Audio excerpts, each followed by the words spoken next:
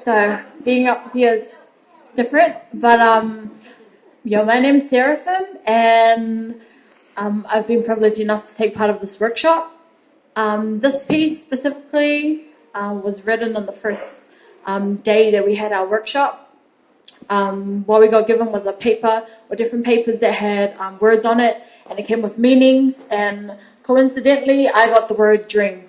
For those who don't know, I suffer from insomnia. If you don't know what that is, it's when you lack sleep, you just can't sleep.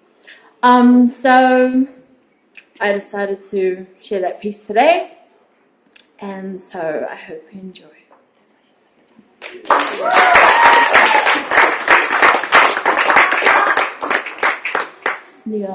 Get in the zone,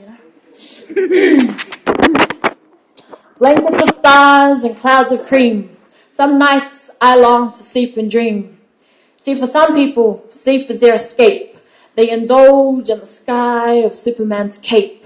Because sleep clears the blur, being awake does create. I can't see this, and I'm in the most awake state. The self-deluding fantasy, people sleep to rope in. I'm blind to this, but I'm the one with my eyes open. Sleep is routine, but dreaming is rare. For insomniacs like me, dreams are a glare. Nothing more, nothing less. Dreams are so bare. And when they're not, they're a vivid nightmare.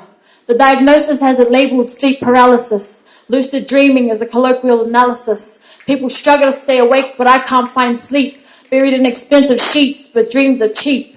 And I've lost count of the amount of counted sheep. But my demonic state of sleep hits heavy and deep. I battle sleep. It breaks the rules of hide and seek and doesn't let up as my eyes fall weak. The sensations people pass off is just another night.